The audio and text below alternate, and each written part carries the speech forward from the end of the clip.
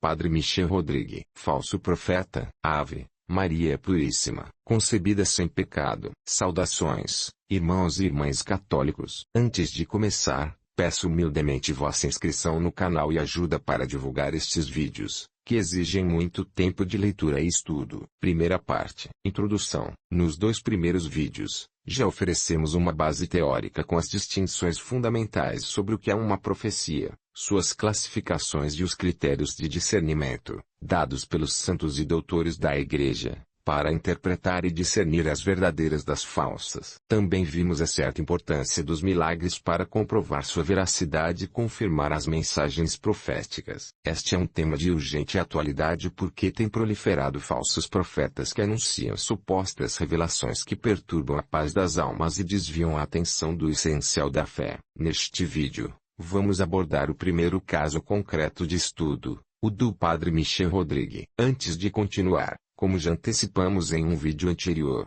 nossa intenção é questionar as afirmações que parecem contradizer os ensinamentos da Igreja ou as maneiras e modos tradicionais em que essas profecias ou anúncios foram dados a conhecer. Para isso, nos fundamentamos em figuras de grande autoridade cuja doutrina não pode ser refutada e, para este caso concreto, nas observações e ensinamentos de 2 sacerdotes retos, Padre Leonardo Castellani e Padre Javier Oliveira Ravasi. Também é importante dizer que eles não falam por nós, nem queremos deformar suas opiniões, fazendo-lhes dizer coisas que não disseram. Naquelas questões em que nos afastarmos desses autores, o esclareceremos. E tudo o que pudermos dizer interpretando mal seus ditos, corrigiremos se nos for indicado erro. Além disso, se alguém não coincidir com as explicações oferecidas nesta análise, fazemos a seguinte distinção. Discordar de nossa opinião é legítimo, pois podemos nos equivocar. Mas se a oposição se dirige ao que ensinam os santos doutores e teólogos aqui citados, como São João da Cruz, São Tomás de Aquino ou São Roberto Bellarmino,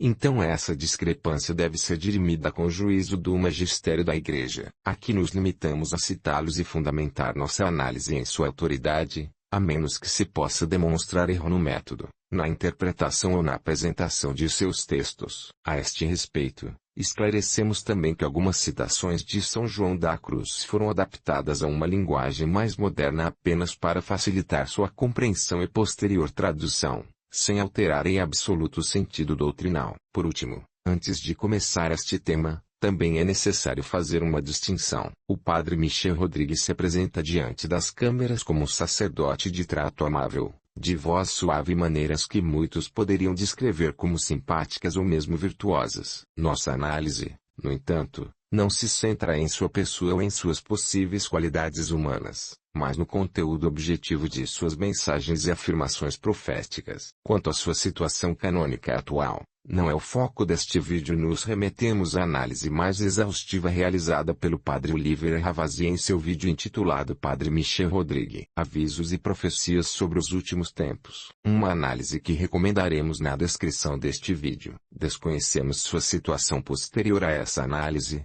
que por sinal já é antiga. Portanto, nosso exame se circunscreve estritamente à veracidade de suas afirmações proféticas à luz da doutrina católica. Segunda parte. Os supostos mensagens proféticos do Padre Rodrigue. 1. Introdução ao tema. Cabe perguntar-se: é importante analisar detidamente estas coisas. Realmente importa se tais mensagens se cumprem ou não? Poderia surgir uma postura aparentemente prudente, simplesmente não lhes dar importância, ouvi-las de passagem, e se cumprem, bem, se não, igual não ocupam espaço em nossa mente. No entanto, esta atitude de indiferença não é suficiente e subestima o dano real que estas mensagens podem causar. Primeiro, muitas pessoas as recebem com autêntico temor e chegam a seguir instruções concretas que nelas se dão, como vender ou comprar propriedades para tentar escapar de supostos castigos. Segundo, caem em graves erros e inumeráveis práticas próximas à superstição, que cedem à delicada devoção que ensina a Igreja. Já dedicaremos um vídeo a este ponto, posto que muitas destas práticas se sugerem a partir de supostos mensagens do céu. Terceiro, quando dizem verdades, simplesmente repetem mensagens já conhecidas de santos canonizados ou de aparições autorizadas pela Igreja, o que as faz supérfluas ou insignificantes. Quarto, muitos destes erros são, além disso, contrários ao ensino da Sagrada Escritura. Tomemos um exemplo concreto. Vários profetas como o Padre Rodrigo ensinam modos específicos de escapar fisicamente da grande tribulação do final dos tempos e promovem a construção ou busca de refúgios. Mas isto levanta uma importante contradição. A grande tribulação predita por Nosso Senhor em Mateus, capítulo 24, versículos 21 e 22 é uma profecia de fé divina e não pode falhar. Trata-se de um período de prova purificadora inevitável para a Igreja. Então, que classe de tribulação seria aquela que se pode evitar fugindo a um lugar geográfico ou escapando a um refúgio? Isto é ridículo. Porque Nosso Senhor diz nesse mesmo capítulo do Evangelho de São Mateus, capítulo 24, versículos 9 a 12 e capítulo 24, versículo 22, entregar-vos-ão à tribulação e matar-vos-ão e sereis odiados de todos os povos por causa do meu nome. Então se escandalizarão muitos e mutuamente se trairão e odiarão. Surgirão numerosos falsos profetas, que arrastarão muitos ao erro, e por efeito dos excessos da iniquidade, a caridade dos mais esfriará. E se aqueles dias não fossem abreviados, ninguém se salvaria. Fim da citação. A lógica mesma desmente a estes profetas. Estas mensagens, no fundo, levam as almas a querer evitar algo que, segundo o desígnio divino, deve ser enfrentado com fé e fortaleza.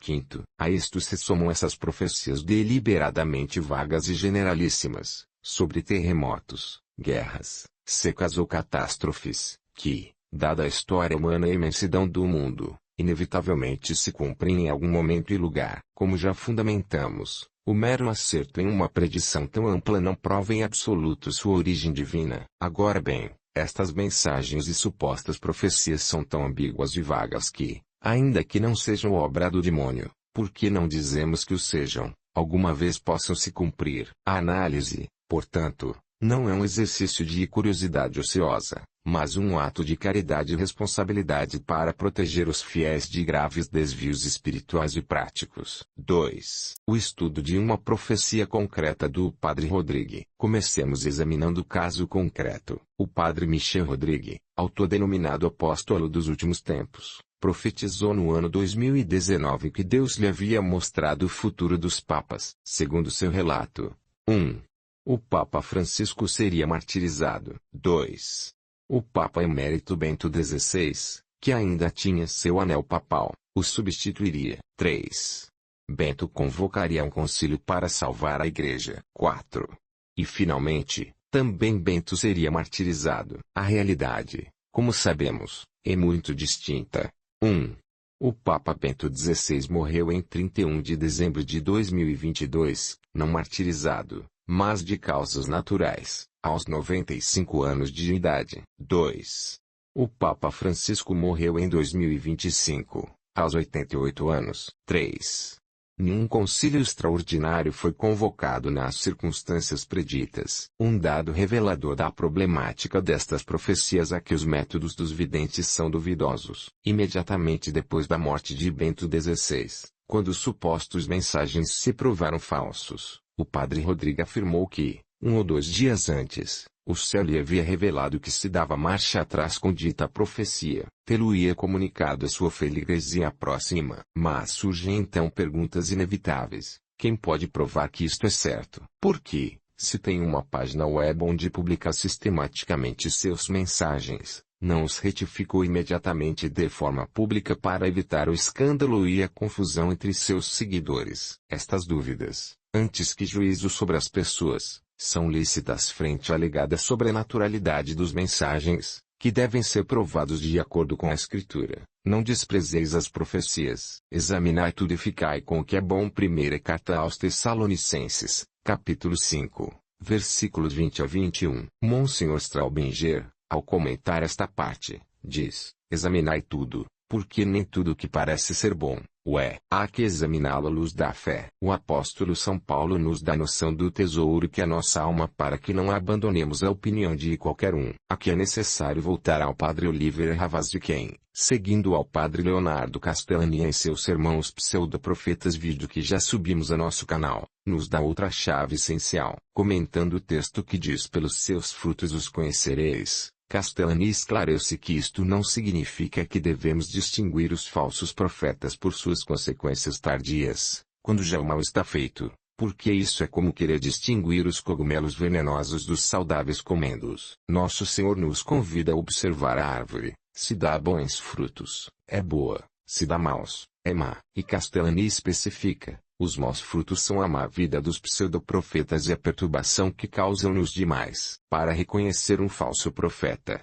primeiro há que ver se o que diz se cumpre, segundo, se causa perturbação. Ora bem, não é perturbação que geram estes mensagens apocalípticos. Não semeiam confusão, medo, desconfiança para com a hierarquia eclesial e criam uma espiritualidade de conflito, de escândalo, de dialética constante, como adverte o padre Oliveira. E é que temos a mesma palavra da Sagrada Escritura que diz: se um profeta fala em nome de Yahvé, e não se cumpre a palavra, nem se realiza, é palavra que não falou Yahvé, em sua presunção falou o tal profeta. Deuteronômio, capítulo 18, versículo 22. Staubinger anota sobre este ponto que nada aborrece tanto o Senhor como a deformação da doutrina, que tende a converter, como diz São Jerônimo, o Evangelho de Deus em Evangelho do homem. Por isto o Papa Bento XV exorta energicamente a que não se preguem coisas que não têm de sagrado mais que o lugar onde se pronunciam. Encíclica Humani Generis Redemptionem. E isto ocorre quando alguém, ainda que vista hábito clerical, propõe mensagens que desviam da fé pura. Então, se aplicamos a estas profecias do Padre Rodrigo critério bíblico, a profecia falhou e as palavras não se cumpriram. Se queremos crer que, 2 dias antes deste fracasso, Deus tinha mudado seus planos, então não há muito o que discernir. Não se pode examinar o que não se conhece e provavelmente erram aqueles que simplesmente se apegam aos ensinamentos de outros pelo só parecer de seus corações. Terceira parte. O magistério da Igreja. Por esta razão, é melhor afirmar-se na rocha do magistério que ensina, com São João da Cruz, que é necessário desmontar estas falsas espiritualidades de visões e revelações. Seu ensino é claro, falando das visões e mensagens que se podem receber por via sensorial ou espiritual, externa ou interna, diz. Primeiro, embora todas estas coisas possam acontecer aos sentidos corporais por via de Deus, nunca jamais se devem assegurar nelas nem as hão de admitir. Antes totalmente hão de fugir delas. Por quê? Porque é mais próprio e ordinário a Deus comunicar-se ao Espírito, já que há mais segurança e proveito para a alma, e não aos sentidos, porque há muito perigo e engano.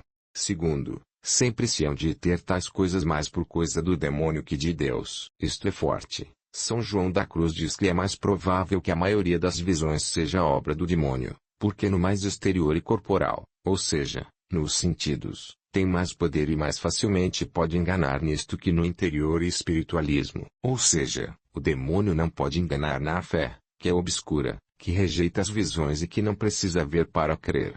Terceiro, e isso é crucial, São João da Cruz enumera 6 graves inconvenientes em querer admitir visões, mensagens e profecias. 1.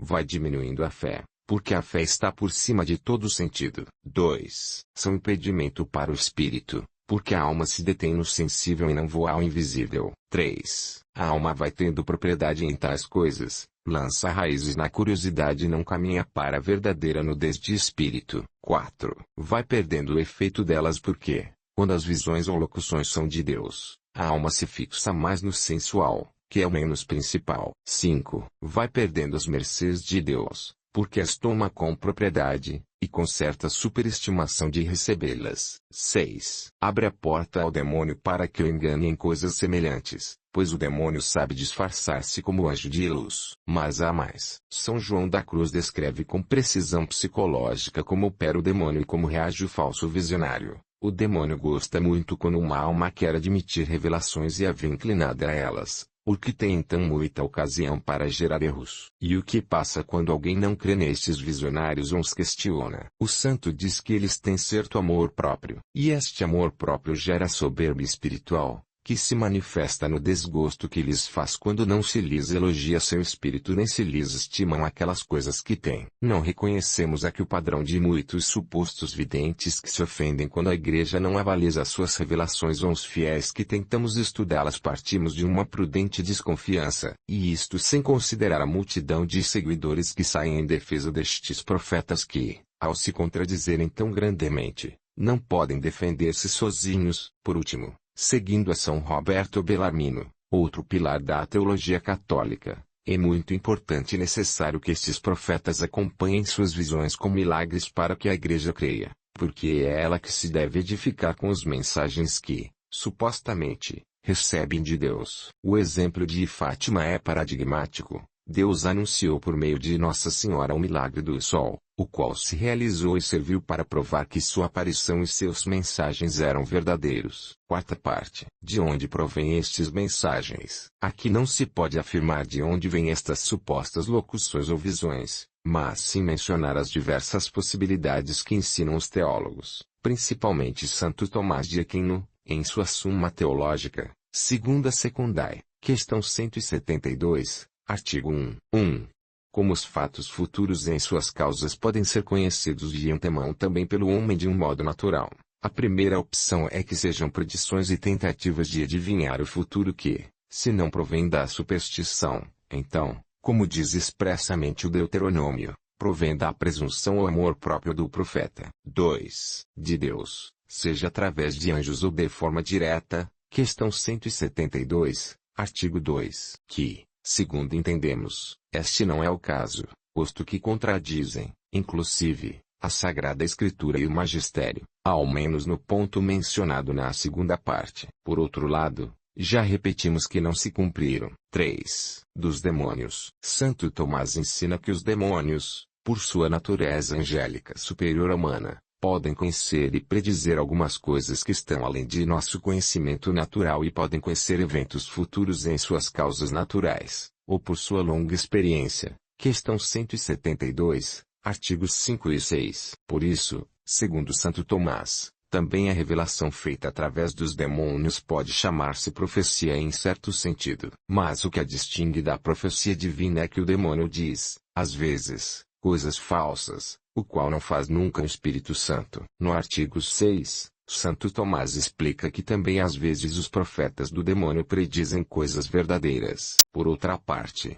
São João da Cruz explica este mesmo ponto com exemplos concretos. Pode o demônio conhecer pela disposição da terra, o ar, o sol que necessariamente haverá peste. Conhece a peste por suas causas e se o demônio revela alguém dizendo, daqui a 1 ano haverá peste, pode ser verdadeiro, mas é profecia do demônio. Quinta parte. A necessidade dos milagres. Para Santo Tomás de Aquino a questão dos milagres não é prova suficiente sobre a veracidade do profeta porque, assim como os demônios podem dizer coisas verdadeiras para enganar as pessoas e inclusive, podem predizer eventos futuros, também os maus podem fazer milagres. Questão 178, artigo 2. No entanto, não podem obrar verdadeiros milagres em sentido próprio, senão fatos fantásticos, com os que o homem fica burlado ou fatos verdadeiros, mas que não são propriamente milagres, já que se devem a causas naturais. Isto é, podem criar ilusões, aproveitar causas ocultas da natureza ou lograr efeitos extraordinários por intervenção demoníaca,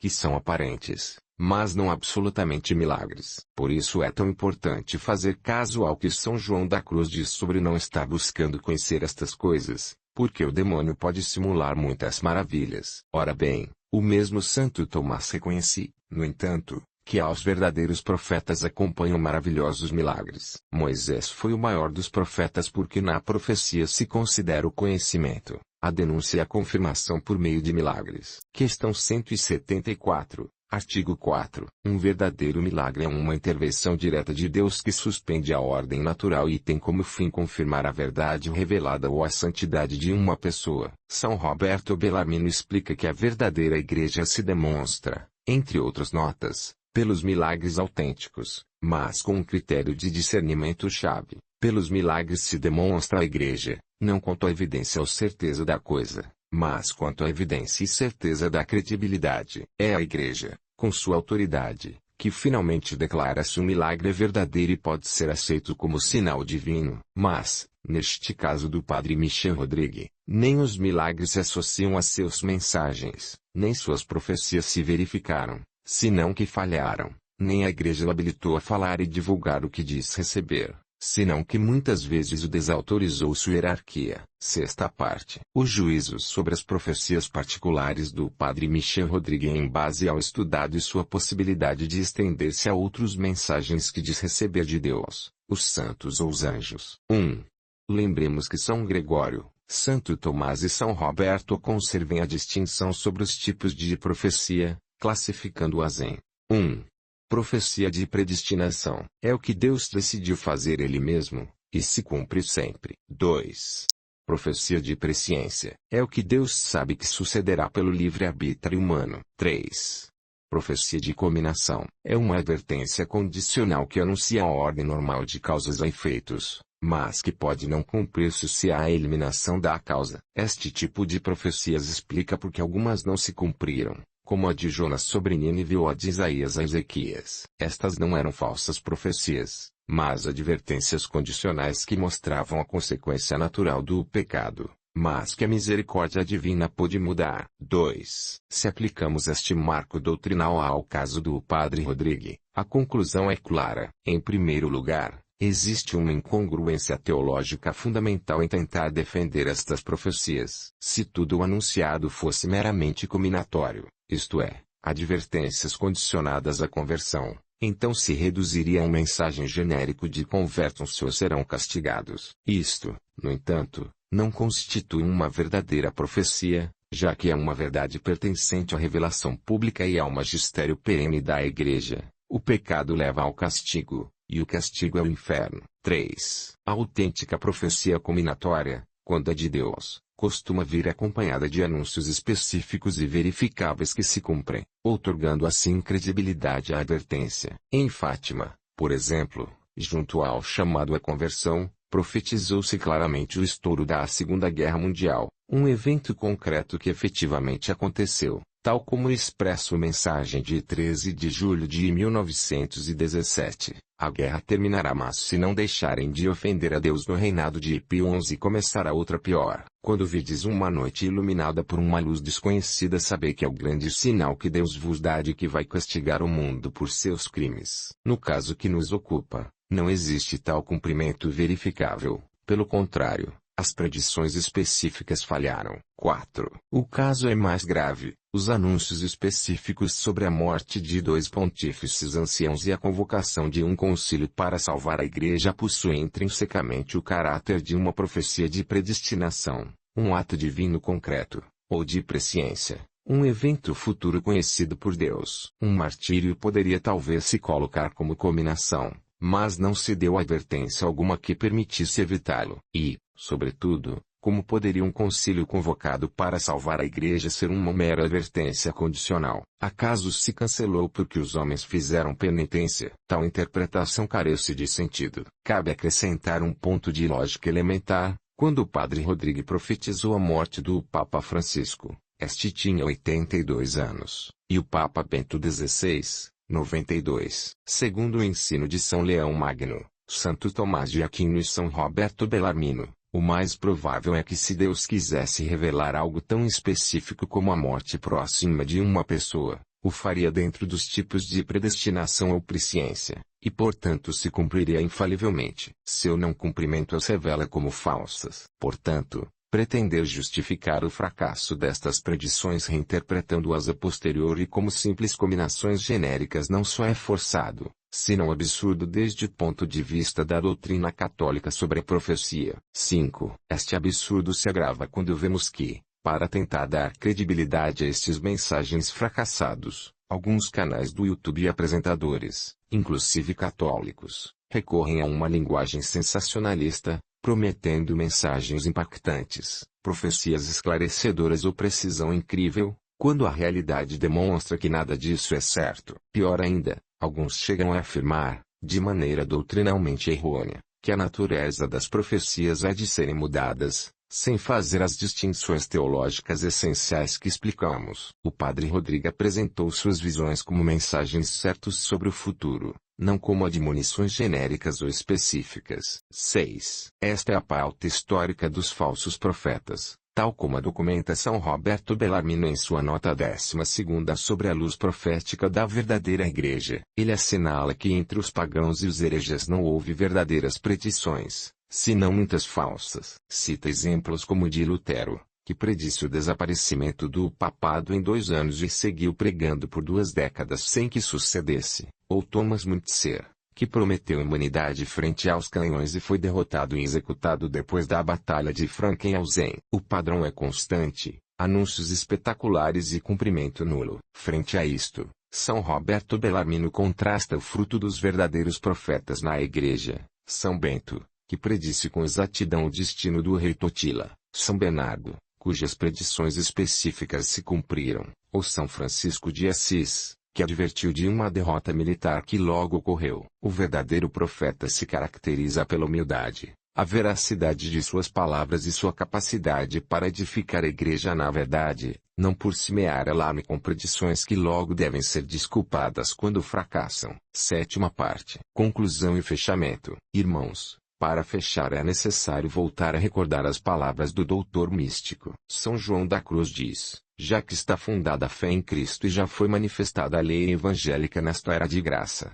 não há para que perguntar-lhe a Deus com profecias ou visões, nem pedir-lhe que ele fale ou responda assim. Por quê? Porque ele nos dá, como nos deu seu Filho, que é uma palavra sua, tudo nos falou junto e de uma vez nesta só palavra, e não tem mais que falar. Cristo é a palavra definitiva e não necessitamos novas revelações para saber como salvar a alma. Temos o Evangelho, os sacramentos, o magistério da Igreja e, como diz São João da Cruz, em tudo nos devemos guiar pela lei de Cristo e de sua Igreja e ministros. E conclui com a contundente citação de São Paulo: se algum anjo do céu vos evangelizar fora do que nós vos evangelizarmos, seja maldito. Gálatas, capítulo 1, versículo 8. O padre Oliver Ravasi, seguindo também a São João da Cruz, previne contra a gula espiritual de estar sempre pendentes do que diz tal ou qual vidente buscando discussão ou briga e nos recorda que temos pouco tempo para santificar-nos e ir ao céu. Não é necessário malgastar esse tempo em seguir falsos profetas cujas palavras não se cumprem e cujas mensagens causam perturbação.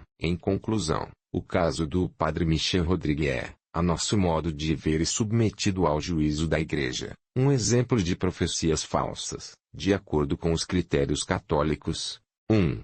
Suas profecias não se cumpriram, critério do Deuteronômio. 2. Causam perturbação, confusão e divisão, critério de Castellani. 3. Apegar-se ao sensível e espetacular, critério negativo de São João da Cruz. 4. Não está claro de onde procedem e há mistura de verdade com erro, critério negativo de Santo Tomás. 5. Desviam da suficiência de Cristo e da Igreja, critério de São Paulo, São Pedro e São João da Cruz. 6. Não se provam por milagres, critério de Santo Tomás e São Roberto Bellarmino. A recomendação final é a que da Igreja: pôr a fé na rocha firme da Sagrada Escritura, da tradição e do magistério. Rezemos sempre por todos os sacerdotes e esforcemo-nos no caminho da simplicidade da via ordinária da santidade, a qual se chega pela oração, os sacramentos, a fé obscura e a caridade. Peço vossas orações e vosso apoio para continuar estes estudos, inscrevendo-se no canal,